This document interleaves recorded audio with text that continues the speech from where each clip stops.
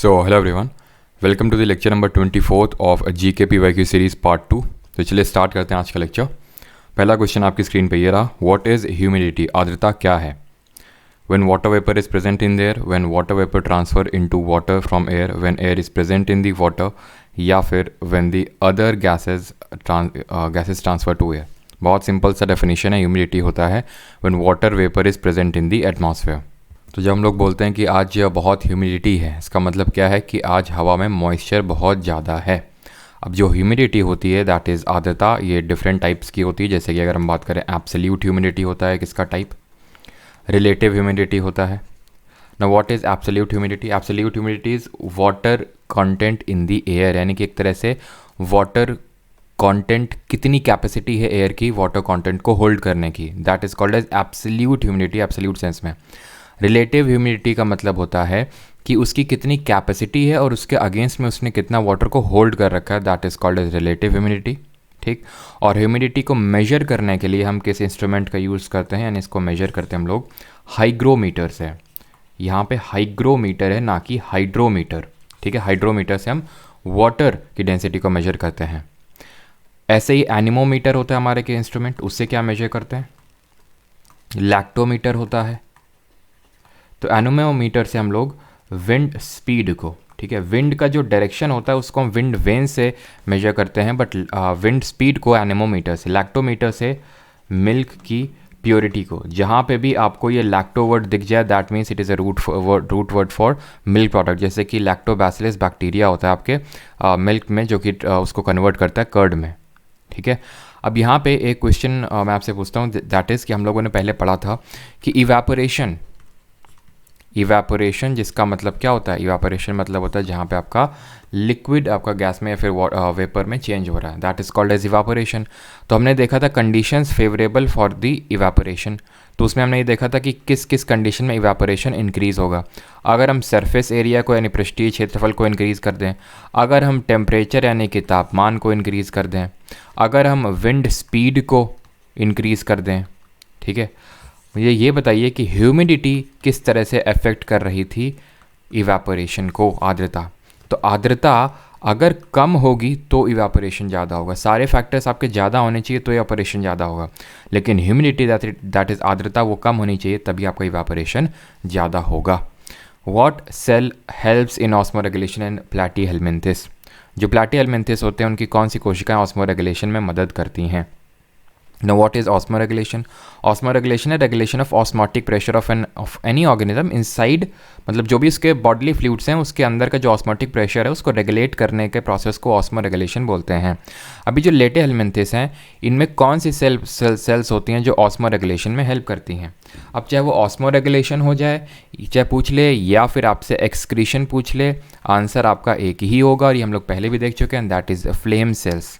Question CGL 2022 में भी आया, 23 में भी आया फ्लेम सेल्स पे। तो ये स्पेशलाइज सेल्स होती हैं जो आपको प्लैटीहेल्मिन्थिस में देखने को मिलेंगी, जो ऑस्मो रेगुलेशन और एक्सक्रीशन में हेल्प करती हैं। जैसे एक्सक्रीशन में अगर हम बात करें, हमारे बॉडी में किडनी है, एक्सक्रीटरी ऑर्गन्स अगर हम देखें तो जो हमारे ब्लड से वेस्ट मटेरियल को निकालते हैं, वैसे ही प्लैटीहेल्मिन्थिस में फ्लेम सेल्स होती हैं।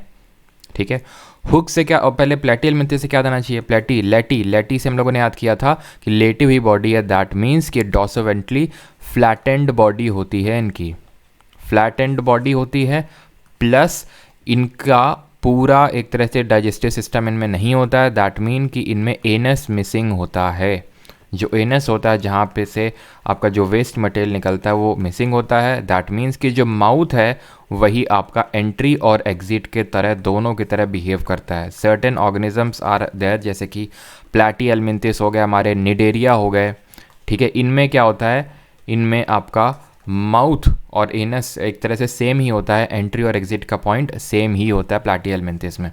प्लैटीहेल्मिन्थिस आपका फ्री लिविंग भी हो सकता है, पैरासिटिक भी हो सकता है। फ्री लिविंग में प्लेनेरिया होता है, पैरासिटिक में लिवर फ्लूक होता है। ये सब हम चीज़ें देख चुके हैं। हुक से याद आना चाहिए हमें, ये जो आपका बैक्टीरियम फ्लैगेलम है, बैक्टीरिया फ्लैगेलम में हमने क्या किया था कि सबसे पहले टेल होता है ना, इस तरह से अगर आपने देखा हो टेल होता है, देन आपका फिलामेंट होता है, फिलामेंट आता है, टेल फिलामेंट, देन आपका हुक आता है। ठीक है, यहाँ पे इस तरह से टेल होगी, देन फिलामेंट होगा, देन इस तरह से हुक लगा होता है, एंड देन इस तरह से आपकी बेसल बॉडी आती है। इसके बाद क्या आती है? Basal body. ये ऑर्डर याद रखना है किसमें? बैक्टीरियल फ्लैगेलम में। ठीक है, क्वेश्चन इस पे रिपीटेडली आ चुके हैं। ठीक, क्वेश्चन कैसे पूछा जा सकता है? ऑर्डर में, या फिर पूछ लेगा कि फिलामेंट और बेसल बॉडी के बीच में क्या होता है, इस तरह से।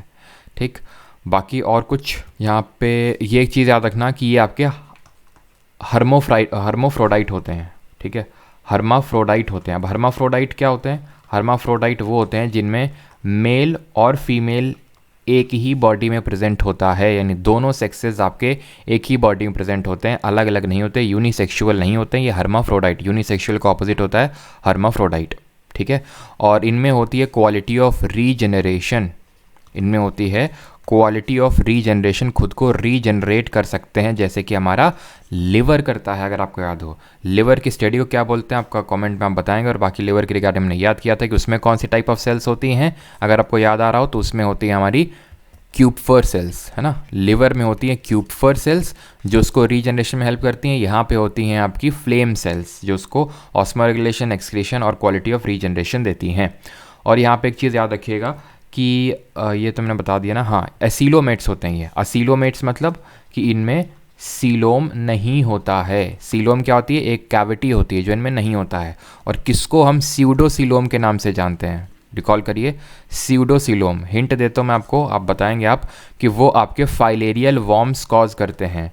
फाइलेरियल वॉर्म्स, ठीक है, राउंड वॉर्म जो इंटेस्टाइन में बैठ जाते हैं। बताइए वो कौन है? अगले क्वेश्चन पे आते हैं। Who among the following is associated with the musical instrument surbahar से कौन संबंधित है? शरण रानी, भजन सापोरी, शिव कुमार शर्मा या फिर अन्नपूर्णा देवी। तो भजन सापोरी और शिव कुमार शर्मा दोनों लोग ही हमारे संतूर बजाते हैं। ठीक है, तो संतूर से संबंधित हैं, तो ये तो हो नहीं सकते हैं। बात है अगर यहाँ पे करें सुरबहार, जो शरण रानी है आपकी, ये सरोद से संबंधित है। ठीक है, सरोद वादक। इसका सही आंसर होगा ऑप्शन नंबर 4, अन्नपूर्णा देवी। ये रिलेटेड है आपकी सुरबहार से। अन्नपूर्णा देवी की अगर बात करें तो ये फर्स्ट वाइफ है हमारे पंडित रविशंकर जी की। ठीक है, पंडित रविशंकर, जिनके रिगार्डिंग हमने क्या क्या पढ़ा है कि पंडित रविशंकर जी सितार से संबंधित हैं। इनकी बेटी अनुष्का शंकर है, सितार से संबंधित हैं। पंडित रविशंकर आपके फर्स्ट ग्रैमी इंडिया में अगर किसी को मिला तो पंडित रविशंकर को वेस्ट मीट्स ईस्ट के लिए maximum number of time 5 times मिला इनको। इनके भाई थे उदय शंकर जो कि फादर ऑफ मॉडर्न डांस के नाम से जाने जाते हैं। अन्नपूर्णा देवी जी को पद्म भूषण मिल चुका है 1977 में। Not that much important, but फिर भी देख लीजिए एक बार, बिकॉज इस पे भी क्वेश्चन आया था एक बार। ये बिलोंग करती है मेहर घराने से। ठीक है, मेहर घराना से बिलोंग करती हैं। And she is the daughter of, ये डॉटर हैं अलाउद्दीन खान। अभी अलाउद्दीन खान कौन है? तो अलाउद्दीन खान भी आपके संबंधित हैं सरोद से। ठीक है, और इनके शिष्य हैं हरि प्रसाद चौरसिया, जो किससे संबंधित हैं आप कमेंट में बताएंगे। हरि प्रसाद चौरसिया जी किससे संबंधित है, किस वाद्य यंत्र से? अगले क्वेश्चन पे आते हैं, 4th। How many industries were listed in the schedule A of the industrial policy 1956? औद्योगिक नीति 1956 की अनुसूची ए में कितने उद्योग सूचीबद्ध थे? 17, 16, 10 या फिर 12? आपको पता है कि जो हमारी फर्स्ट इंडस्ट्रियल पॉलिसी है वो कब आती है? 1948 में। सेकेंड इंडस्ट्रियल पॉलिसी आती है ईयर 1956 में, जिसमें उसने कैटेगराइजेशन किया कंपनीज़ का। 3 कैटेगरी डिसाइड करी, schedule A, schedule B and schedule C. ये मैं आपको पहले भी पढ़ा चुका हूँ कि शेड्यूल ए में आपकी थी 17, जो कि पूरी तरह से एक तरह से गवर्नमेंट के हाथ में जो कंपनीज़ थी वो आपकी 17 कंपनीज़ थी शेड्यूल ए के तहत। शेड्यूल बी में अगर बात करें तो दोनों, यानी कि गवर्नमेंट और प्राइवेट के दोनों के जो हाथों में थी, ये टोटल थी आपकी जो शेड्यूल बी में थी 12।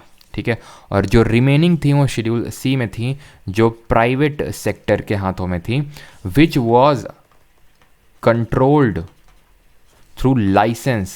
ठीक है, इनको लाइसेंस से कंट्रोल किया जा रहा था under industries act under industries act of 1951 1951 का जो इंडस्ट्रीज़ एक्ट था। तो ये चीज़ याद रखनी है, पहली इंडस्ट्रियल पॉलिसी आती 1948 में, दूसरी आती 1956 में, जिसने की कैटेगराइजेशन किया schedule A, schedule B, schedule C. Schedule A में 17 थी, शेड्यूल बी में 12 थी, शेड्यूल सी में रिमेनिंग थी जितनी बची। शेड्यूल जो फर्स्ट वाली थी वो आपकी गवर्नमेंट रेगुलेट कर रहा था, और शेड्यूल सी में प्राइवेट सेक्टर के हाथों में थी, और बी में दोनों जो आपस में वो कर रहे थे। ठीक है, यानी इसको हम बोल सकते हैं सोशलिस्ट टाइप जो थी, ये आपकी कैपिटलिस्ट, और ये मिक्स्ड, है ना। अगले क्वेश्चन पे आते हैं।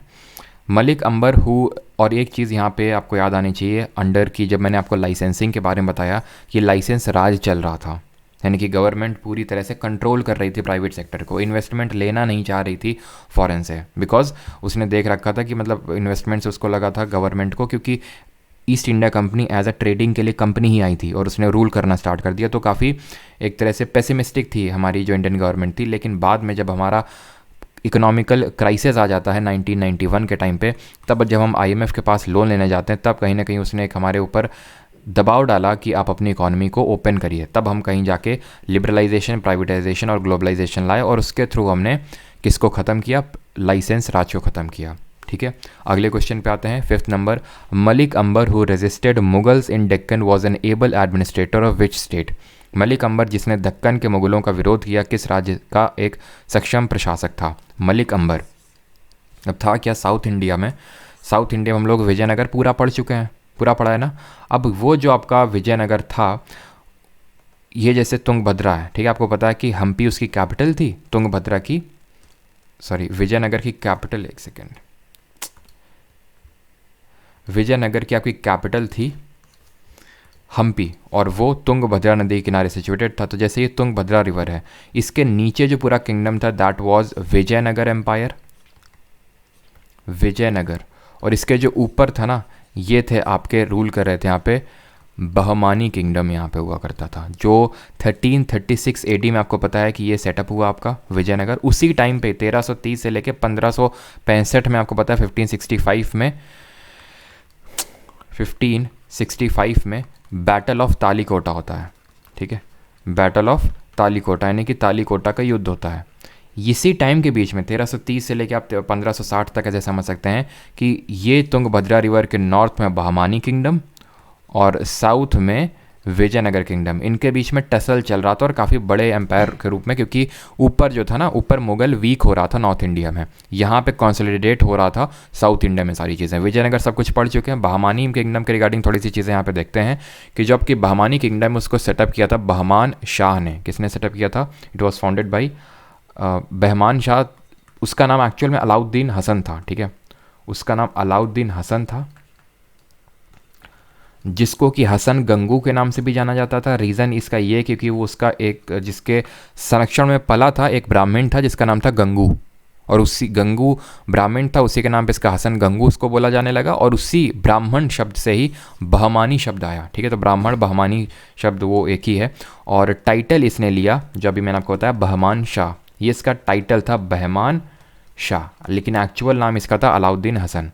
तो इसको इसने 1347 AD में सेटअप किया। फिर काफ़ी इसमें डेवलपमेंट्स हुए, और फर्दर क्या होता है कि ये बहमानी किंगडम 5 डिफरेंट किंगडम्स में बट जाता है, जिनको कि हम डेक्कन सुल्तान्स के नाम से भी जानते हैं।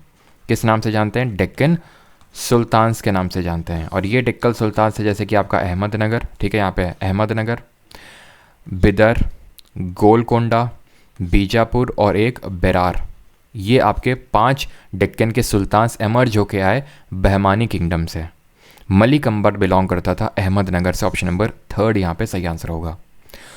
बीजापुर से याद आना चाहिए आपको गोल गुम्बज। ठीक है, गोल गुम्बज, जो कि सेकंड लार्जेस्ट डोम है इन दी वर्ल्ड। 1659 AD में जो बना था, मोहम्मद आदिल शाह ऑफ आदिल शाही डायनेस्टी ने इसको बनवाया था, और इसके आर्किटेक्ट कौन था? Yaqut of Dabul, Yaqut of Dabul. अगले क्वेश्चन पे आते हैं। What would happen if the pressure difference in Tahiti's was negative? निम्नलिखित में भारत, ओहो एक्चुअली में क्वेश्चन ये था, फिर मैंने इसको चेंज किया बिकॉज आप सभी जानते हैं काली मिट्टी का क्षेत्र सबको पता है ना, डेक्कन ट्रैप है ना, डेक्कन ट्रैप है सबको पता है। ये तो ये इसके वजह से भी मैंने क्वेश्चन हटा दिया इसको। ठीक है, मतलब पहले वही क्वेश्चन था, लेकिन ये क्वेश्चन हम लोग कर चुके हैं और काली मिट्टी के रिगार्डिंग सारी चीज़ें हम देख चुके हैं सॉइल के रिगार्डिंग। तो इसी वजह से यहाँ पे मैंने नया क्वेश्चन लिया, तहीती में अगर प्रेशर डिफरेंस नेगेटिव है तो क्या होगा। अभी तहीती क्या है, तहीती जगह का नाम है, एक्चुअल में है क्या, ये आपका ऑस्ट्रेलिया है, ठीक है, ये ऑस्ट्रेलिया है और ये आपका साउथ अमेरिका है और ये आपका है, सॉरी हाँ साउथ अमेरिका, ये नॉर्थ अमेरिका है। यहाँ पड़ती है प्लेस डार्विन, यहाँ पड़ती है प्लेस तहीती, ठीक है, यहाँ पे पड़ती है डार्विन और यहाँ पड़ती है तहीती। अब यहाँ पे करते क्या हैं जो हमारे जोग्राफिस्ट हैं, वो प्रेशर डिफरेंस निकालते हैं बिटवीन द डार्विन एंड तहीती। क्यों? ताकि ये पता चल सके कि अल नीनो कब आएगा, क्योंकि अल नीनो के बारे में एग्जैक्ट किसी को नहीं पता कि भाई अगले साल आएगा। तो ऐसे जब प्रेशर डिफरेंस निकाला जाता है डार्विन और तहीती के बीच में, तब पता चलता है ये आपका इंडियन ओशन में है और ये आपका पैसिफिक ओशन में तहीती, ठीक है। ये आपका पता है पैसिफिक ओशन, पैसिफिक ओशन से आपको याद आना चाहिए कि पैसिफिक सबसे बड़ा ओशन है और सबसे डीपेस्ट भी है। सबसे डीपेस्ट पॉइंट कौन सा है? चैलेंजर डीप, जो कि आपको मारियाना ट्रेंच में देखने को मिलेगा। अब ये अगर नेगेटिव है दैट मीन कि आपको अल नीनो देखने को मिलेगा। अल नीनो का एक्चुअल में जो मतलब होता है उसका वो होता है स्मॉल बॉय, या फिर इसको चाइल्ड क्राइस्ट के नाम से भी जानते हैं, ठीक है। तो स्मॉल बॉय या फिर चाइल्ड क्राइस्ट के नाम से भी आ सकता है, ठीक है। तो यहाँ पे जब अल नीनो होता है तो आपको ये पता है below average and let monsoon आता है, ऑप्शन नंबर सेकंड। बाकी यहाँ पे आप ट्रिक भी लगा सकते हैं सिमिलर और कंट्रास्टिंग ऑप्शंस की। Above average and early monsoon, below average and let monsoon, बिल्कुल आपका एकदम अपोज कर रहे हैं ये, ठीक है। तो below average and let monsoon आएगा तो ऑप्शन नंबर सेकंड यहाँ सही आंसर होगा। इसी का उल्टा होता है ला नीना। अगर ये प्रेशर डिफरेंस जो है डार्विन और तहीती के बीच में पॉजिटिव हो जाए तो आपको ला नीना देखने को मिलेगा, जिसका मतलब होता है स्मॉल गर्ल या फिर चाइल्ड गर्ल, ठीक है, इसका मतलब होता है। और यहाँ पे अच्छा मानसून होता है, ठीक है, यानी कि more than average rainfall, more than average rainfall आपको देखने को मिलेगी। यहाँ पे क्या है? Less rainfall. क्यों? क्योंकि आपका जो मानसून है वो यहाँ पे वीक होता है अल नीनो के केस में, ठीक। आगे बढ़ते हैं। बाकी ये चीज़ आपको पता होनी चाहिए कि जब अल नीनो होता है तो ये आपका है साउथ अमेरिका, यहाँ पे अपवेलिंग होती है। यहाँ पे क्या होता है? इन यूजुअल, मतलब अल नीनो वाले सालों में नहीं, इन यूजुअल जब अल नीनो नहीं होता है, नॉर्मल सालों में यहाँ पे अपवेलिंग जोन्स क्रिएट होते हैं, जिसकी वजह से यहाँ पे फिशिंग इंडस्ट्री काफ़ी डेवलप होती है। और अल नीनो के टाइम पे अपवेलिंग जोन क्रिएट नहीं होते हैं, जिसकी वजह से फिशिंग इंडस्ट्री यहाँ पे हैम्पर होती है। और वो सब आपको याद आना चाहिए, फाइटोप्लैंक्टन, उनके पीछे पीछे जू प्लैंक्टन। फाइटोप्लैंक्टन क्या होते हैं? प्राइमरी प्रोड्यूसर्स होते हैं हमारे पूरे जो एक्वेटिक इकोसिस्टम होता है उसमें या फिर मरीन इकोसिस्टम में।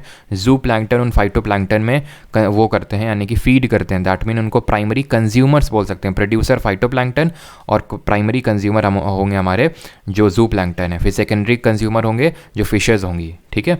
तो अपवेलिंग जोन आप समझ गए इस तरह से क्रिएट होता है। और यहाँ पे कौन सा ओशन करंट है ये आपको याद आना चाहिए। यहाँ पे आपका हम्बोल्ट करंट, जिसको कि हम पेरू करंट के नाम से भी जानते हैं, जो कि एक कोल्ड ओशन करंट है। अगले क्वेश्चन पे आते हैं। Who was associated with the foundation of Fergusson College. जो फर्ग्यूसन कॉलेज है पुणे में। अब देखिए ओलंपिक, ये भी मैं चेंज करना बोलेगा, चलो कोई नहीं। ओलंपिक पदक विजेता पहली भारतीय महिला कौन है? कौन है बताइए? कर्नम मल्लेश्वरी हैं। इसके रिगार्डिंग मैंने एमसीक्यू भी डाला था आपके टेलीग्राम पे कि 2000 का जो सिडनी ओलंपिक हुआ था उसमें इन्होंने जीता था मेडल। खैर एक क्वेश्चन से हमारे दो क्वेश्चन कवर हो रहे हैं। फर्ग्यूसन कॉलेज की अगर हम बात करें तो इसके कौन थे इसके फाउंडेशन में एसोसिएटेड? तो इनका सही आंसर है ऑप्शन नंबर 2, बाल गंगाधर तिलक। लाला पहली बात तो ये कब स्टैब्लिश हुआ था? 1885 में स्टैब्लिश हुआ था फर्ग्यूसन कॉलेज पुणे में, ठीक है। बाल गंगाधर तिलक इसके मेन फाउंडिंग टीम में इन्वॉल्व थे। बाकी फर्ग्यूसन कॉलेज में और कौन कौन इन्वॉल्व था? तो इसमें आपके गोपाल गणेश आगरकर इन्वॉल्व थे, ठीक है। गोपाल गणेश आगरकर, ये ध्यान रखिएगा, गोपाल गणेश आगरकर। और भी लोग थे लेकिन गोपाल गणेश आगरकर मैंने इसलिए लिखे ताकि मैं आपको ये बता सकूं कि ये सुधारक जो एक वीकली स्टार्ट हुआ था, सुधारक के ये मतलब फाउंडर थे। और इनसे मुझे याद आता है लोकहितवादी। लोकहितवादी किसका पेन नेम था? किसका पेन नेम था लोकहितवादी? ये था आपका गोपाल हरि देशमुख, ठीक है, गोपाल हरि देशमुख, ये था आपके लोकहितवादी इनका नाम। लाला लाजपत राय, जिसे हमें याद आना चाहिए कि इन्होंने एंटी साइमन कमीशन प्रोटेस्ट में हिस्सा लिया, जहाँ पे इनकी डेथ हुई लाठीचार्ज से। स्कॉट ने इनको लाठीचार्ज से इनकी डेथ मतलब इनकी हत्या करी, एक तरह से बोल सकते हैं, वही रिस्पॉन्सिबल था। और सॉन्डर्स की हत्या कर डाली गलती से, किसने? भगत सिंह, राजगुरु और सुखदेव जी ने, जिसकी वजह से उनको 29 मार्च को, ठीक है, सॉरी 23 मार्च को 1931 को उनको फांसी की सजा हुई। इसी दिन हम मार्टायर्स डे के रूप में भी सेलिब्रेट करते हैं। ठीक। और बाल गंगाधर तिलक से हमें याद आना चाहिए कि इन्होंने होम रूल लीग की स्थापना करी, पुणे में इसका हेडक्वार्टर था, 1916 में इन्होंने करी। और इन्होंने मराठा और केसरी स्टार्ट किया, Maratha in the English language and Kesari in the Marathi language. Father of Indian unrest के नाम से इनको जाना जाता है, लोकमान्य के नाम से इनको जाना जाता है। फादर ऑफ इंडियन अनरेस्ट यानी भारतीय शांति का जनक इनको वैलेंटाइन चिरोल ने बोला था। Gopal Krishna Gokhale political Guru of Gandhi ji. Political Guru of Subhash Chandra Bose ji कौन थे? चित्तरंजन दास थे, ये आपको याद आना चाहिए। एंड दादा भाई नौरोजी से आपको बहुत सारी चीज़ें याद आनी चाहिए। पहली जो पॉवर्टी लाइन है वो इन्होंने दी। फर्स्ट इंडियन ब्रिटिश एमपी थे, 3 बार कांग्रेस के प्रेसिडेंट रहे, दूसरे कांग्रेस के प्रेसिडेंट थे ये, पहले उमेश चंद्र बनर्जी थे। इन्होंने ही आपका रस्त गोफ्तार लिखा, ठीक है, रस्त गोफ्तार, जो कि मैंने आपको पिछले लेक्चर से बताया था। और इन्होंने poverty and un British rule in India लिखी, जिसमें कि इन्होंने ड्रेन ऑफ वेल्थ, वेल्थ का किस तरह से ड्रेन कर रहे हैं, लूट कर रहे हैं अंग्रेज, उसके बारे में इन्होंने दर्शाया। ठीक। और इन्होंने ईस्ट इंडिया एसोसिएशन की स्थापना करी, कब? 1866 में। और इनको हम जानते हैं grand old man of India के नाम से। 8th, in which year joint forest management launched in the context of national forest policy. अब मैं ऐसा क्यों? क्योंकि देखो एक और क्वेश्चन है भारतीय संविधान का कौन सा अनुच्छेद शीर्षक के उन्मूलन की बात करता है, नहीं अबॉलिशन ऑफ टाइटल। अब देखिए सबको पता है, इसी वजह से ये मैंने क्वेश्चन एक्चुअली में हटा दिया था, लेकिन हिंदी में मैंने हटाना भूल गया। पहले क्या, मैं लाइन से क्वेश्चन ले लेता हूँ सारे, फिर मुझे लगता है ये हो चुका है, इसको हटाते हैं, इसको लाते हैं, इस तरह से फिर चलता है। लेकिन मैं हिंदी में हटाना भूल गया, लेकिन खैर अच्छा ही हुआ हटाना भूल गया, ताकि आपको फिर से रिवाइज हो जाए कि आर्टिकल नंबर 18 में अबॉलिशन ऑफ टाइटल दिया हुआ है, अबॉलिशन ऑफ अनटचेबिलिटी आर्टिकल 17 में। ठीक है। अब यहाँ पे जॉइंट फॉरेस्ट मैनेजमेंट की अगर बात करें तो 1988 में लॉन्च होता है जॉइंट फॉरेस्ट मैनेजमेंट प्रोग्राम, ठीक है, under the national forest policy. अब इससे आपको पता है क्या याद आना चाहिए, अभी जो सीजीएल 2023 में फॉरेस्ट से रिलेटेड क्या क्या क्वेश्चन पूछेगा, उसमें उसने ये पूछा कि 2019 में जो फॉरेस्ट रिपोर्ट आती है, फॉरेस्ट रिपोर्ट जो होती है ना, वो एक बाई ईनियल रिपोर्ट है। जिस तरह से हमारा थॉमस कप और उबेर कप बाई ईनियल होता है, यानी 2 साल में एक बार होता है, उसी तरह से हमारी फॉरेस्ट रिपोर्ट भी 2 साल में एक बार आती है। 19 मतलब लेटेस्ट वाली 21 वाली है, 21 से पहले 19 वाली थी। उसने 19 वाले का डेटा पूछा कि 19 वाले के अकॉर्डिंग फॉरेस्ट जो अभी हमारा कवर है वो कितना है, ये क्वेश्चन पूछा उसने। आंसर है 21.67%। फिर उसने एक ये क्वेश्चन पूछा, मतलब एक दूसरी शिफ्ट में, कि एपी हाइट्स, ठीक है, एनी, सेमुल, ठीक है, और गेटल, ये सब किस टाइप के फॉरेस्ट में पाए जाएंगे? बहुत आसान है, याद करिए, सिंचोना महोगनी, एबोनी महोगनी, सिंचोना एनी, ठीक है, एपीहाइट, रोजवुड, ये सारे हमें ट्रॉपिकल एवरग्रीन में मिलते हैं। वहाँ पे ट्रॉपिकल एवरग्रीन नहीं था ऑप्शन में, मॉइस्ट ट्रॉपिकल था, तो सिंपल वही बात हुई आपकी, ठीक है, मॉइस्ट ट्रॉपिकल फॉरेस्ट। इंडिया में सबसे ज़्यादा, ठीक है, हाईएस्ट कवर किस स्टेट में है? ये अभी भी चाहे 2019 की रिपोर्ट हो, चाहे उससे पहले हो 2021 की हो, ये चेंज नहीं हुआ है। Highest forest cover in absolute terms and in percentage terms, ये आपको बताना है। कहाँ सबसे ज़्यादा हाईएस्ट इंक्रीज देखने को मिला इन दी फॉरेस्ट कवर, और सबसे ज़्यादा कौन से टाइप ऑफ फॉरेस्ट पाए जाते हैं, टाइप ऑफ फॉरेस्ट इंडिया में कौन से सबसे ज़्यादा पाए जाते हैं? तो highest forest cover in absolute terms अगर बात करें मध्य प्रदेश, परसेंटेज के टर्म्स में बात करें मिज़ोरम, और ये हमने क्या देखा था, हमने ये देखा था कि highest ST population absolute term में एमपी में सबसे ज़्यादा है, और परसेंटेज टर्म में मिज़ोरम में सबसे ज़्यादा है ना। हाई और एससी पॉपुलेशन सबसे ज़्यादा कहाँ पे? यूपी में है। No ST population in which state? Punjab, Haryana. Highest increase आपको देखने को मिला तेलंगाना में, तेलंगाना में तकरीबन 3.2 ऐसा कुछ परसेंटेज का इंक्रीज़ देखने को मिला। देन उसके बाद आता है आंध्रा में 2.7 कुछ परसेंटेज था, ठीक है। और एक चीज़ कि ये तो 2019 के हिसाब से फॉरेस्ट कवर है, लेकिन अगर 21 के हिसाब से बात करें 21.72 परसेंटेज है आपका 2021 की जो इंडिया फॉरेस्ट स्टेट रिपोर्ट आई है, यानी ज़्यादा अंतर नहीं हुआ है, हल्का सा इंक्रीज़ हुआ है, 21.7% आपने याद रख लेना है, ठीक है, बिकॉज यहाँ पे, ठीक है, वो क्वेश्चन नहीं था। टाइप ऑफ फॉरेस्ट की अगर बात करें, और हाँ कि कौन से टाइगर रिजर्व में सबसे ज़्यादा फॉरेस्ट इंक्रीज़ देखने को मिला है, फॉरेस्ट कवर का इंक्रीज सबसे ज़्यादा किस फॉरेस्ट में देखने को मिला? टाइप ऑफ फॉरेस्ट इंडिया में सबसे ज़्यादा ट्रॉपिकल डेसिडुअस यानी कि उष्णकटिबंधीय पर्णपाती वन आपको देखने को मिलते हैं। डेसिडुअस भी 2 तरह के होते हैं, मॉइस्ट डेसिडुअस, ड्राई डेसिडुअस, ये आपको देखने को मिलता है जहाँ जो रेनफॉल होती है 100 से 200 सेंटीमीटर के बीच में होती है। 100 से 150 के बीच में ड्राई डेसिडुअस और 150 से 200 के बीच में है तो मॉइस्ट डेसिडुअस। और ये ट्रॉपिकल जो या फिर मॉइस्ट ट्रॉपिकल जो फॉरेस्ट हैं वो देखने को मिलते हैं जहाँ 200 सेंटीमीटर या 250 सेंटीमीटर से ज़्यादा की रेनफॉल होती है। ठीक, और डेसिडुअस फॉरेस्ट की अगर बात करें तो यहाँ पर आपको देखने को मिलेगा क्या, जैसे तेंदू ड्राई डेसिडुअस में जिससे कि बीड़ी बनती है। ठीक है, पलाश आपको देखने को मिलेगा, पलाश ट्री देखने को मिलेगा, नीम, ठीक है, और शीशम, इस तरह के आपको देखने को मिलेंगे ट्रीज़ यहाँ पे। फॉरेस्ट कवर का इंक्रीज सबसे ज़्यादा हुआ है, याद रखना, पक्के टाइगर रिजर्व में। कहाँ भाई पड़ता है पक्के टाइगर रिजर्व? अरुणाचल में पड़ता है। और अगर आपसे ये क्वेश्चन पूछ ले, हाईएस्ट इंक्रीज़ तो तेलंगाना में देखने को मिला फॉरेस्ट कवर में, लेकिन हाईएस्ट डिक्रीज़ कहाँ देखने को मिला है? तो ये जो नॉर्थ ईस्ट के स्टेट हैं, मिज़ोरम, अरुणाचल, यहाँ देखने को मिला है। ठीक है, और मैनग्रूव सबसे ज़्यादा आपको कहाँ देखने को मिले? मैनग्रूव्स आपको वेस्ट बंगाल में सबसे ज़्यादा कवर है, पूरे इंडिया मतलब पूरे वर्ल्ड में इंडिया में सबसे ज़्यादा है। और मैनग्रूव्स इंडिया में अगर बात करें वेस्ट बंगाल में, यहाँ पे आपको सुंदरी ट्री देखने को मिलते हैं, जिससे कि आपका यहाँ पे सुंदरबन डेल्टा का नाम पड़ा। और यहाँ पे जो आपकी जो पेड़ होते हैं उनमें लिविंग रूट्स होते हैं जिनको न्यूमैटोफोर्स बोलते हैं। न्यूमैटोफोर्स है, विविपैरस होते हैं ट्रीज़ यहाँ पे, न्यूमैटोफोर्स। ठीक है, और लिविंग रूट ब्रिज अगर हम बात करें, लिविंग रूट ब्रिज वो कहाँ देखने को मिलता है? मेघालय में। ठीक, आगे बढ़ते हैं। Asansol, Howrah, Malda, Sealdah division come under which railway zone of India? Central railway, northern railway, eastern railway या फिर west central railway? Asansol, Howrah, Malda और सियालदा कहाँ कौन से रेलवे आपको देखने को मिलेंगे? मध्य, उत्तर, पूर्वी या फिर पश्चिम मध्य रेलवे? तो आपको पता है ये सारे कहाँ पे आते हैं? आसनसोल, हावड़ा, ये आपके आते हैं वेस्ट बंगाल में। वेस्ट बंगाल आपका किस में आता है? ये आता है आपका ईस्टर्न रेलवे में। ऑप्शन नंबर 3 यहाँ पे सही आंसर होगा। आप देख सकते हैं ईस्टर्न रेलवे में आता है। नॉर्दर्न में दिल्ली, सदर्न में चेन्नई, ठीक है, नॉर्थ सेंट्रल में इलाहाबाद जिसको प्रयागराज बोलते हैं, और साउथ सेंट्रल में सिकंदराबाद, दोनों में बाद है ना। वेस्टर्न आपका है मुंबई, ईस्टर्न तो बता दिया कोलकाता, और west central Jabalpur, east central Hajipur, दोनों में पुर है। साउथ ईस्ट सेंट्रल में आपका बिलासपुर हेडक्वार्टर है। और अगर बात करें साउथ वेस्ट सेंट्रल में हुबली हेडक्वार्टर है। नॉर्थ वेस्ट जयपुर और north east Gorakhpur, not Khorakhpur, Gorakhpur. ठीक, सही कर देते नहीं, योगी जी को दिख गया तो फालतू में खामखा। Question number 10th, who coined the term zeroth law of thermodynamics in 1931 which asserts that two bodies in equilibrium with a third are in equilibrium with each other?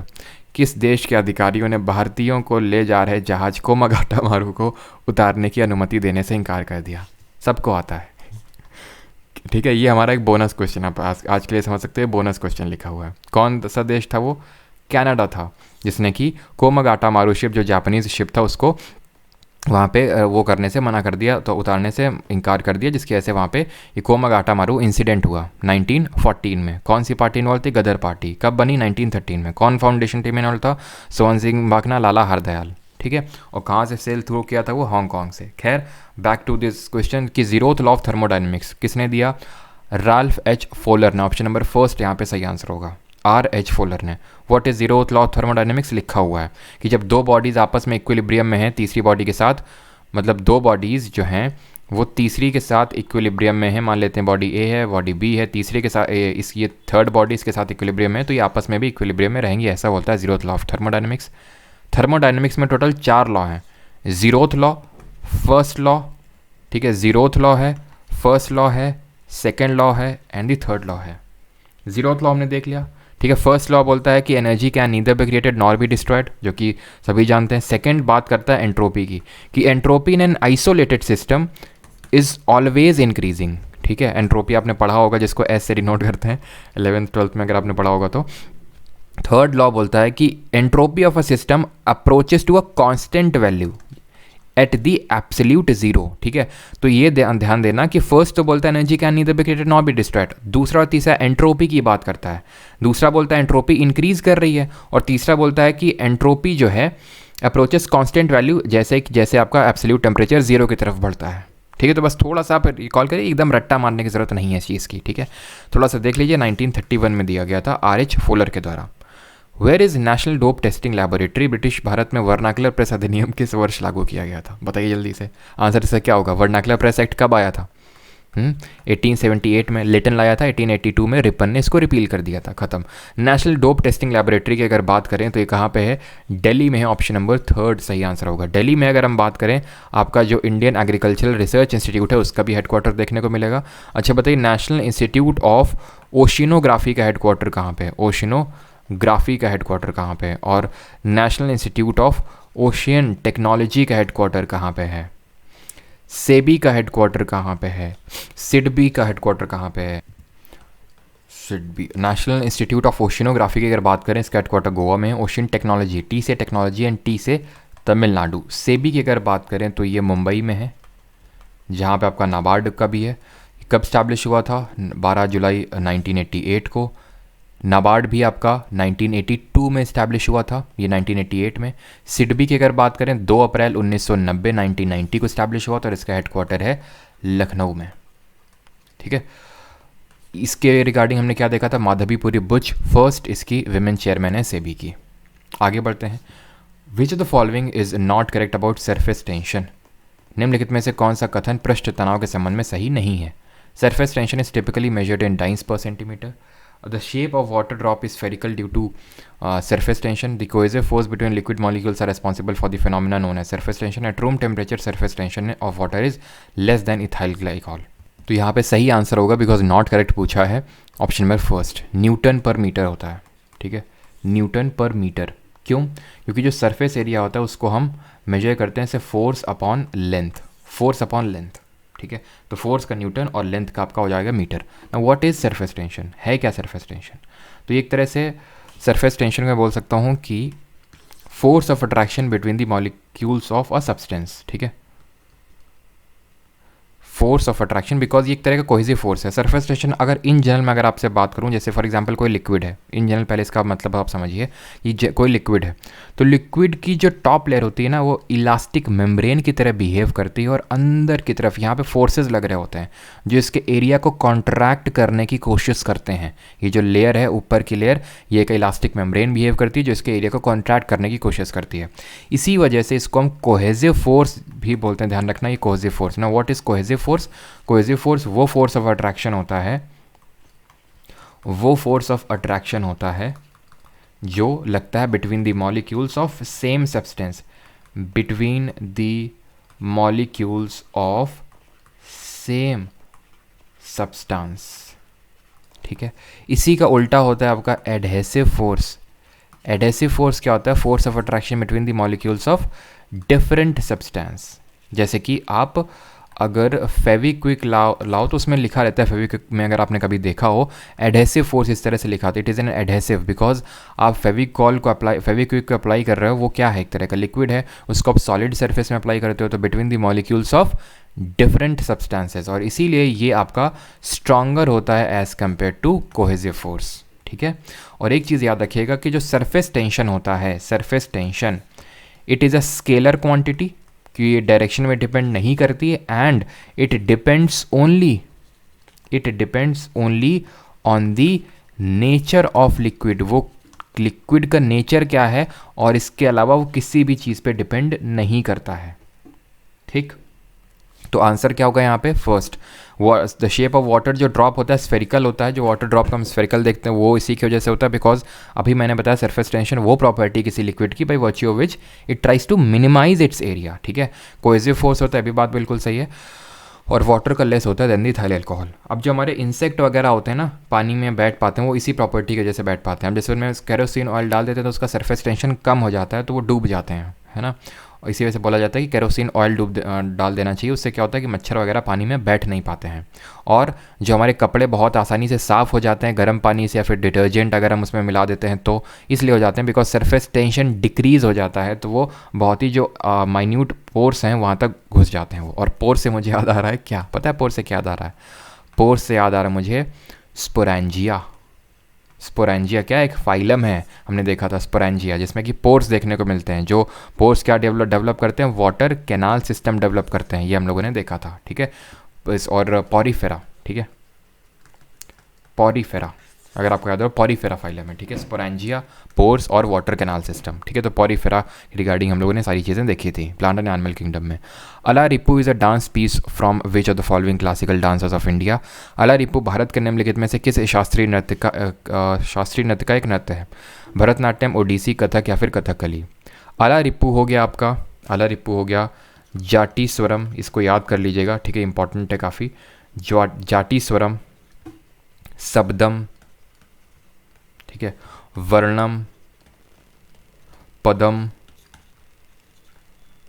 और तिल्लाना, ये सारे डिफरेंट स्टेजेस ऑफ डांस हैं इन दी भरतनाट्यम। भरतनाट्यम की regarding सारी चीज़ें देख चुके हैं। एक हार है, सादीर याद आना चाहिए, इसके डिफरेंट एक्सपोनेंट हमने न जाने कितनी बार याद किए हैं, ठीक है। आपके पद्म सुब्रमण्यम, रुक्मणी देवी अंडले, मृणालिनी साराभाई, ठीक है, और आपकी सोनल मानसिंह, मल्लिका साराभाई, ठीक है, और मीनाक्षी सुंदरम पिल्लई, वो सारे हम लोगों ने एक ट्रिक से याद किए थे एंड आई होप वो सभी को रटी हुई होगी। नहीं अगर आपको याद है उस ट्रिक के बारे में पता है तो भरतनाट्यम सीधे परमार एसएससी सर्च करिए, आपको वो पूरी ट्रिक मिल जाएगी, ठीक है। ओडिसी की रिगार्डिंग सारी चीज़ देख चुके हैं। कथक के लिए मुझे नहीं लगता इसके रिगार्डिंग फिर से रेपिटेशन की ज़रूरत है। बिल्कुल रेपिटेशन से आपकी बार बार चीज़ें होती हैं, लेकिन इसको इतनी बार रिपीट कर चुके हैं कि अगर आपने रिपीट नहीं किया दैट मीन आपने पीछे के लेक्चर्स नहीं देखे हैं, अगर आपको अभी तक याद नहीं है, ठीक है। जैसे कथक से अभी हम आई थिंक एक क्वेश्चन आएगा तो वहाँ देख लेंगे। ओडिसी से माधवी मुडगल, शगुन भूटानी, आपके गंगाधर प्रधान हो गए, ठीक है, और संयुक्ता पानीग्राही, सुधाकर साहू, ये सब ओडिसी के एक्सपोनेंट हैं, ठीक है। आगे बढ़ते हैं। अगला क्वेश्चन है, who among the following was the founder of the Aligarh movement which was largely responsible for the revival of Muslims in India. Aligarh movement के फाउंडर कौन थे? मोहम्मद इकबाल, अब्दुल गफ़ार खान, सैयद अहमद खान या फिर मिर्ज़ा गुलाम अहमद। अलीगढ़ मूवमेंट लीड किया था खान अब्दुल गफ़ार खान बोल रहा हूँ sir, Syed Ahmad Khan, option number 3। Khan Abdul Ghaffar Khan ने आपका सीडीएम, सिविल डिसोबीडियंस मूवमेंट 1930, ठीक है, और खुदाई खिदमतगार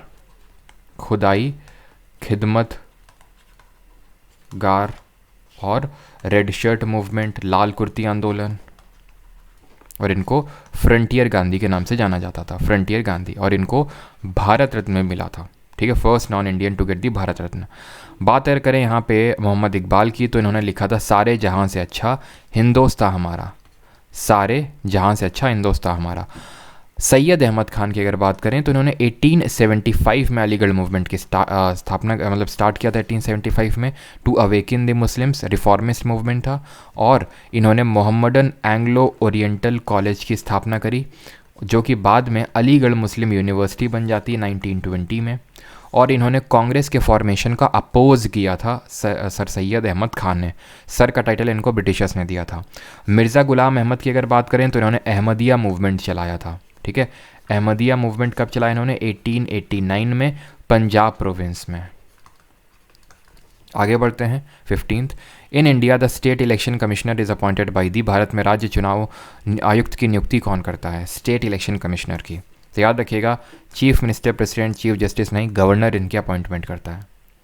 अब अगर आपको याद हो पंचायत की रिगार्डिंग हमने क्या देखा था? Article number amendment number 73rd amendment 1993, PV Narasimha Rao ji की सरकार, 11th शेड्यूल, सबकी चीज़ देखी थी। आर्टिकल 243 से लेकर 243O तक जाता है, फिर 243P से लेकर 243ZG तक आपका म्यूनिसिपैलिटीज़ के बारे में दिया हुआ। 74th अमेंडमेंट, 12th शेड्यूल, ठीक। अब इसके आर्टिकल भी हम लोगों ने रट रखे हैं कि 243 में डिफाइन किया गया 243A मतलब असेंबली मतलब सभा, ग्राम सभा। बी का मतलब होता है बनना मतलब कॉन्स्टिट्यूशन ऑफ पंचायत। सी से कंपोजिशन, डी से दलित यानी कि रिजर्वेशन ऑफ सीट। ई से क्या मतलब होता है? ई से मतलब होता है आपका 5। ई मतलब कौन सा हम रीजनिंग में पढ़ते हैं ना कि ई लेटर आपका 5th नंबर पे आता है, तो 5 साल का ड्यूरेशन होता है पंचायत का। एफ मतलब फेल हो गए यानी कि डिस्क्वालीफाई हो गए। जी से मतलब हम लोगों ने क्या किया था? जी से हमने याद किया था गोली, यानी कि पावर की एक गोली दी है, पावर एंड अथॉरिटी की एंड रिस्पॉन्सिबिलिटीज़ की। एच से हम लोगों ने याद किया था क्या? हाउस टैक्स, ठीक है, तो टैक्स के बारे में दिया हुआ है। आई में हम लोगों ने याद किया था, आई से इनकम मतलब फाइनेंस। जे से हमने याद किया था, जे का मतलब होता है जांच का मतलब ऑडिट, और के से आपका है इलेक्शंस ऑफ पंचायत। तो जो इलेक्शन ऑफ पंचायत है ये बोलता है स्टेट इलेक्शन कमीशन के गठन के बारे में, कि स्टेट इलेक्शन कमीशन होगा जो पंचायत और म्यूनिसिपैलिटीज़ के इलेक्शन करवाएगा और इलेक्टोरल रोल बनाएगा, सारी चीज़ें करेगा।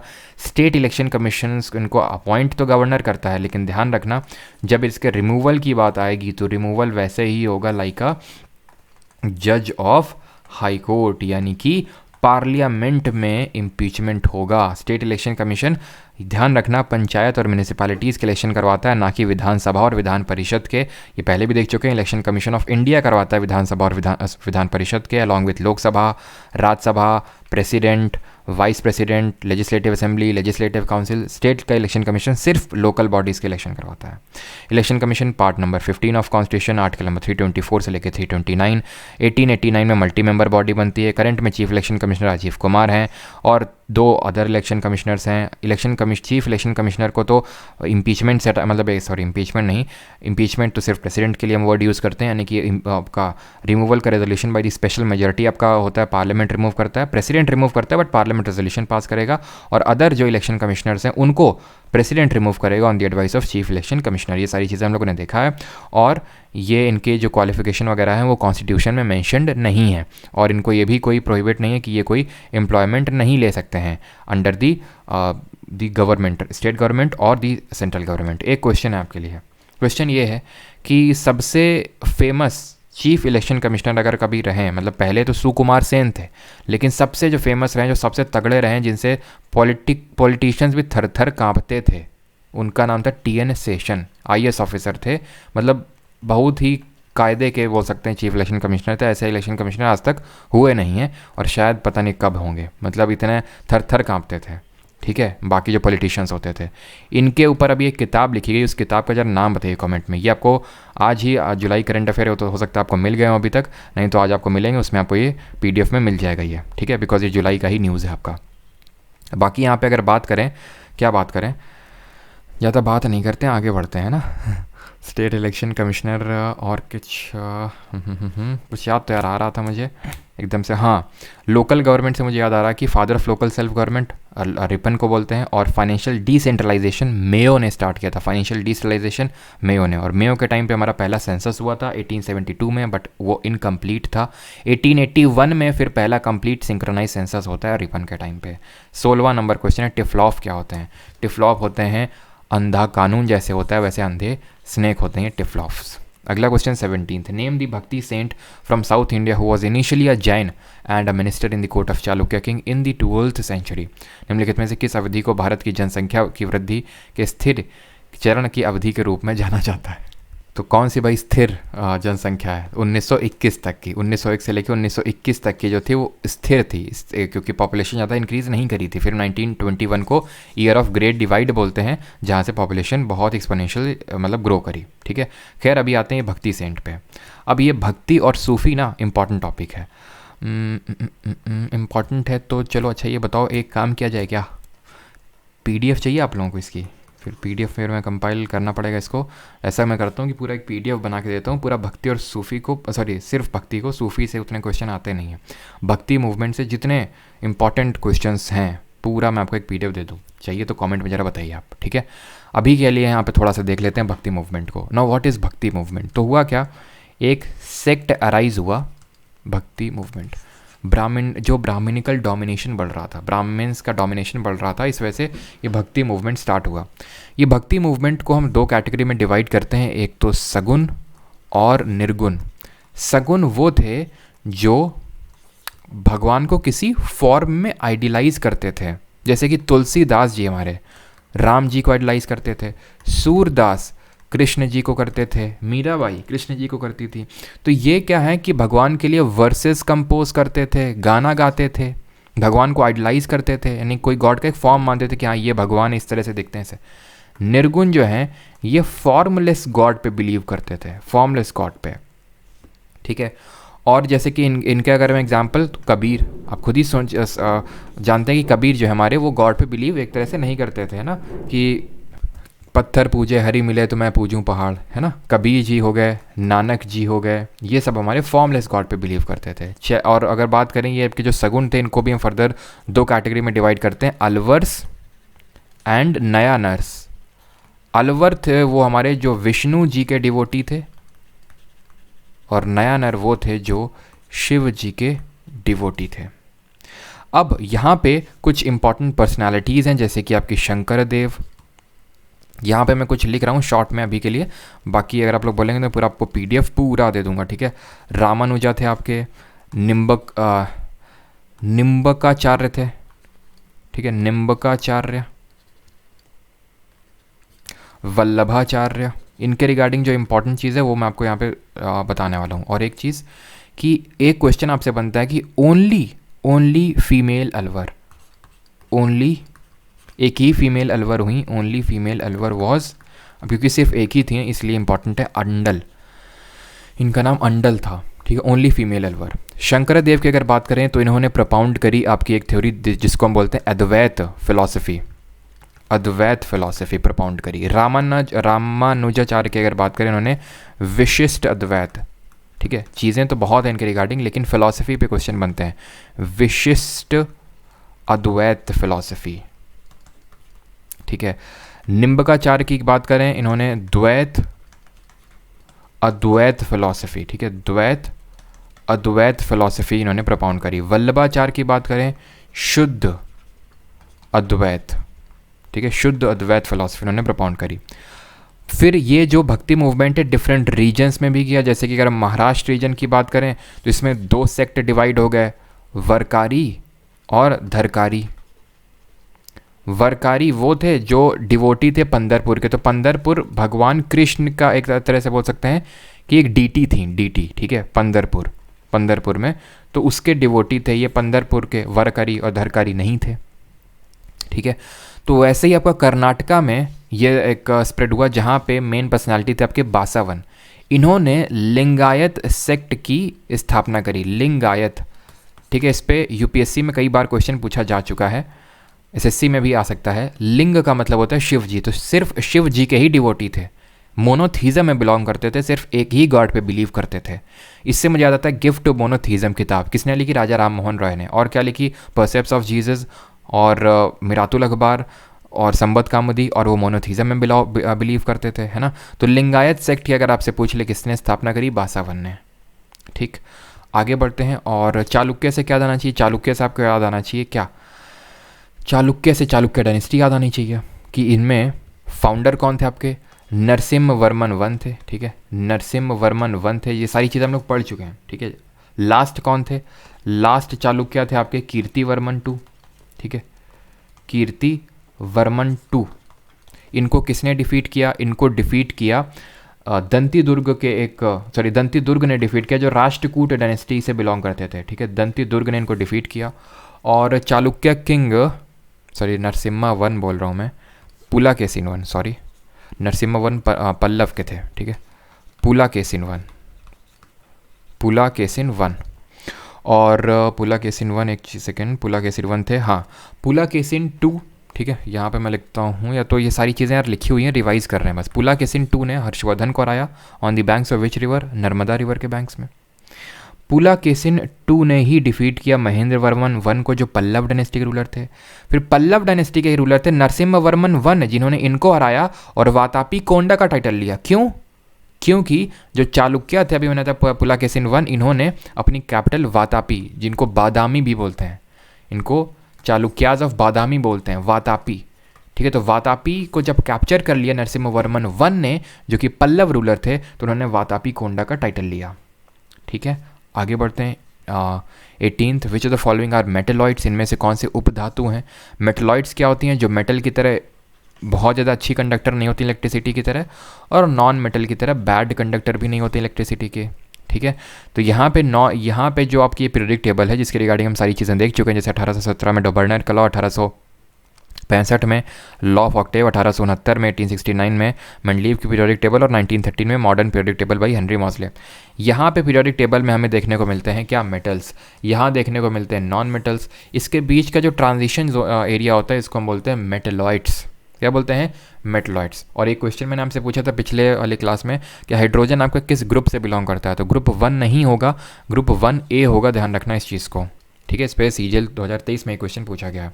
तो बोरॉन, सिलिकॉन, जर्मेनियम, एसिटाइन, एंटीमनी, टेल्यूरियम, पोलोनियम और ये एस्टेटाइन जो है आपके, ये होते हैं मेटलॉइड्स, ठीक, तो आंसर क्या होगा यहाँ पे, एल्यूमिनियम मेटल, ठीक है, boron, silicon, antimony, option number B यहाँ पे सही आंसर हो जाएगा। अब इसी से मुझे याद आता है किसके बारे में, एम्फोट्रिक ऑक्साइड्स के बारे में। एम्फोट्रिक ऑक्साइड्स वो ऑक्साइड्स होते हैं जो एसिड और बेस से दोनों से रिएक्ट करते हैं। अब अगर आपको याद हो, मेटल के ऑक्साइड सिर्फ किसके साथ रिएक्ट करेंगे, मेटल के जो ऑक्साइड्स हैं वो सिर्फ और सिर्फ रिएक्ट करेंगे किसके साथ, ये रिएक्ट करेंगे सिर्फ एसिड के साथ। क्यों? क्योंकि जो मेटल के ऑक्साइड होते हैं वो बेसिक इन नेचर होते हैं। कैसे होते हैं? बेसिक इन नेचर होते हैं, तो एसिड के साथ ही रिएक्ट करेंगे और सॉल्ट और वाटर प्रोड्यूस करेंगे। जो नॉन मेटल के ऑक्साइड होते हैं वो सिर्फ बेस के साथ रिएक्ट करेंगे और सॉल्ट एंड वाटर प्रोड्यूस करेंगे। एम्फोट्रिक दोनों के साथ रिएक्ट कर लेते हैं, एसिड के साथ और बेस के साथ। जैसे मेटल का ऑक्साइड बेस के साथ रिएक्ट नहीं करेगा, नॉन मेटल का ऑक्साइड एसिड के साथ रिएक्शन नहीं करेगा, फिजिबल नहीं होगी वो रिएक्शन। एम्फोट्रिक एसिड ऑक्साइड्स दोनों के साथ कर लेते हैं। इसमें आपका एल्यूमिनियम ऑक्साइड आ जाता है, ठीक है, जिंक ऑक्साइड आ जाता है, लेड ऑक्साइड आ जाता है, ये सारे ऑक्साइड्स होते हैं आपके एम्फोट्रिक ऑक्साइड्स। ठीक, और कुछ यहाँ पे बाकी ये पता होना चाहिए, 18th ग्रुप आपका नोबेल गैसेस का होता है, उनकी एटॉमिसिटी 1 होती है सबकी, और वैलेंसी 0 होती है। इनकी वैलेंसी 1 होती है, एटॉमिसिटी 2 होती है। ठीक है, ये चाल्कोजेंस कहलाते हैं, ये हेलोजन फैमिली, ये चाल्कोजन फैमिली कहलाती है 16th ग्रुप वाली। इनकी सबकी वैलेंसी 2 होगी। ठीक है, और ये सबसे लास्ट में देखिए, कोई भी पीरियड में आपसे पूछ ले कि सेकेंड पीरियड में लास्ट एलिमेंट कौन सा है, तो आपका एक नोबेल गैस ही होगा किसी भी पीरियड में। और हमने पिछले लेक्चर में क्या देखा था, हमने पिछले लेक्चर में ये देखा था कि ऊपर से नीचे जाने में एटॉमिक साइज़ बढ़ता है, इंक्रीज़ होता है, मेटालिक कैरेक्टर इंक्रीज़ होता है। ठीक है, और जो ऊपर से नीचे में इंक्रीज़ होता है वो लेफ्ट से राइट में डिक्रीज़ होता है। जैसे कि ऊपर से नीचे में ionisation energy, electron gain affinity, electronegativity कम होता है, तो लेफ्ट से राइट में इंक्रीज़ होगा। ठीक है, एटॉमिक साइज़ ऊपर से नीचे में और मेटालिक कैरेक्टर ऊपर से नीचे में इंक्रीज़ होता है, तो ये लेफ्ट से राइट में डिक्रीज़ होगा। ठीक है, गलती से मैंने कहीं ये तो नहीं बोल दिया कि electron gain affinity, ionisation energy और इलेक्ट्रोनेगेटिविटी डिक्रीज़ करती है लेफ्ट टू राइट में, नहीं इंक्रीज़ करती है, अगर मैंने गलती से बोल दिया तो। ठीक है, ऐसे कोई एक चीज़ याद कर लो कि एटॉमिक साइज़ और मेटालिक कैरेक्टर ऊपर से नीचे में बढ़ता है तो लेफ्ट से राइट में घटता है, और ऊपर से नीचे में ionisation energy, electronegativity, electron gain affinity घटती है तो लेफ्ट से राइट में बढ़ती है। ठीक है, टोटल हमारे 7 पीरियड्स हैं और 18 ग्रुप हैं पूरे पीरियडिक टेबल में। लेंथेनाइट एक्टिनाइट फैमिली के रिगार्डिंग आपको पता होना चाहिए कि लेंथेनाइट आपके 57 से लेकर 71 तक जाते हैं जो आपके लेंथेनाइट्स होते हैं। और एक्टिनाइट्स की अगर बात करें तो एक्टिनाइड 89 से लेके 103 तक, यहाँ पे लिख देते हैं, 89 से लेके 103 तक जाते हैं। मेंडेलिवियम आपको यहाँ पे देखने को मिलेगा 101, कहाँ गया 101, ठीक है, यहीं पे आपको देखने को मिलेगा 101 पे आपका है क्या, 101 पे आपका बैठा होता है मेंडेलिवियम। ठीक है, और ये बताइए सी बॉजियम का एटॉमिक नंबर कितना होता है, सी बॉजियम का। अगले क्वेश्चन पे आते हैं। अगला क्वेश्चन है हमारा ये, how many points are there in the 4th set in volleyball. Volleyball में चौथे सेट में कितने अंक होते हैं, 16, 8, 25, 15। वॉलीबॉल सबसे पहले तो याद आना चाहिए नंबर ऑफ प्लेयर्स कितने होते हैं। तो हम लोगों ने किस तरह से याद किया था कि 5 बास्केट रखो, ठीक है, 5 बास्केट लाओ, उसके लिए उसमें 6 वॉलीज़ रखो, ठीक है, 7 दिन हैंड का और नेट का जो उपयोग करते हो वो बंद करो, और बेस का इस्तेमाल करो। ठीक है, 9 प्लेयर्स, तो 5 players in basketball, 6 players in volleyball, 7 players in handball and net ball and 9 players in baseball. तो सारी बॉल आपको याद हो गई। ठीक है, किसमें उतने नंबर ऑफ प्लेयर हैं। वॉलीबॉल में जो 4th सेट होता है 25 पॉइंट्स होते हैं। 20th, who was the founder of Banaras घराना ऑफ कथक। हेमिस महोत्सव किस धर्म का प्रभाव है बताइए। तो किस धर्म का है, बुद्धिज़्म का। ठीक है, हेमिस फेस्टिवल कहाँ सेलिब्रेट किया जाता है, लद्दाख में। लद्दाख से क्या याद आना चाहिए, लद्दाख से याद आना चाहिए जूली लद्दाख प्रोग्राम, जो कि किसने चलाया, इंडियन नेवी ने चलाया। ठीक है, यूथ को अवेयर करने के रिगार्डिंग दी आर्मी। बनारस घराना के बिलोंग करें जानकी प्रसाद। ईश्वरी प्रसाद की अगर बात करें तो ईश्वरी प्रसाद ने लखनऊ घराना की स्थापना करी है, और इसी लखनऊ के कालका बिंदा दीन घराने से कौन बिलोंग करते थे, कालका बिंदा दीन घराने से कौन बिलोंग करते थे, बिरजू महाराज। बिरजू महाराज, जिनको कि पद्म विभूषण मिल चुका है 1986 में। कथक से हमें याद आने चाहिए इसके डिफरेंट एक्सपोनेंट, जो कि हमने ट्रिक से याद किए थे। कैसे याद किए थे कि अरे महाराज भगवान में आस्था रखो, है ना, नारायण और देवी की पूजा, नारायण और देवी का प्रसाद खाओ, विद्या मिलेगी और सब मंगल मंगल होगा। तो महाराज से बिरजू महाराज, लच्छू महाराज ये सब याद किए थे।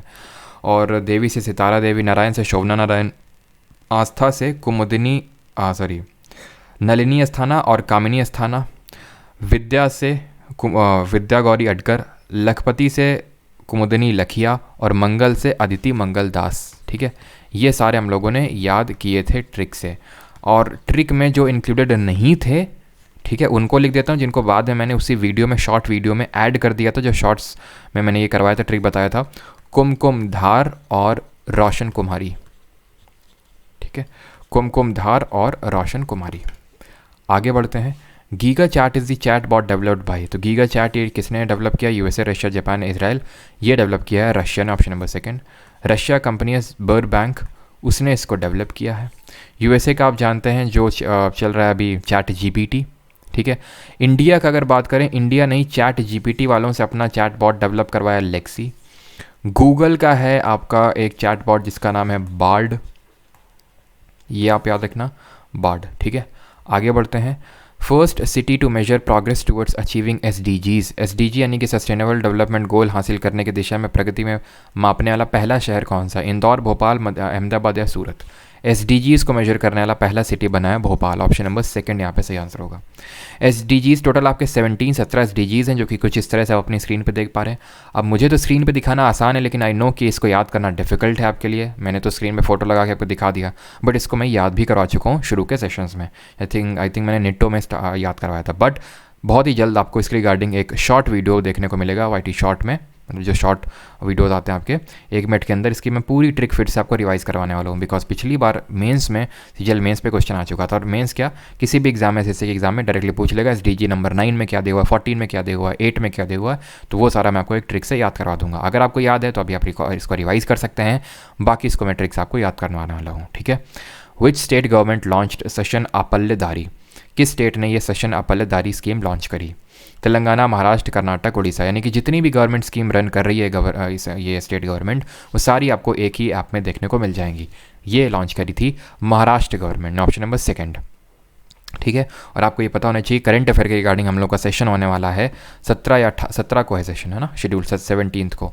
देखते हैं जैसा होगा, तो 17 का आपको 6 PM को करंट अफेयर का सेशन होगा। जो रिसेंट में अभी आपके एसएससी एग्जाम्स में जो करंट अफेयर के क्वेश्चन पूछे गए हैं, वो आपको उतनी हो सकता है इंपॉर्टेंस ना लगे, लेकिन वो काफ़ी इंपॉर्टेंट है, बिकॉज एसएससी ने अभी रिसेंट में जो 1 महीने 2 महीने पहले एग्जाम हुए, उसने जहाँ से कोई क्वेश्चन उठाए, तो वो सारे हम लोग करने वाले हैं। बहुत चांसेस है कि जो सीपीओ, स्टेनो और सीजीएल मेंस का एग्जाम होने वाला है, वहीं से क्वेश्चन उठने के काफ़ी ज़्यादा चांसेस हैं। एक्जैक्टली तो किसी को भी नहीं पता है, बट मुझे ऐसा लगता है कि ये काफ़ी ज़्यादा आपको मैक्सिमम आउटपुट देने वाला ये एक पर्टिकुलर चीज़ हो सकता है। We talk about the current affair session. ठीक है, करंट अफेयर्स बहुत ही फैली हुई चीज़ है ना, लेकिन फिर भी अगर कोई चीज़ समेट सकती है तो वो यही है कि एसएससी किस तरह के कहाँ से पूछ रहा है। तेलंगाना का अगर गवर्नमेंट की बात करें, इसने एक स्कीम लॉन्च करी जिसके पूछे जाने के काफ़ी ज़्यादा चांसेस हैं आपके आगे एग्जाम में। गीता कर्मिकुलम भीमा। ठीक है, गीता कर्मिकुलम भीमा।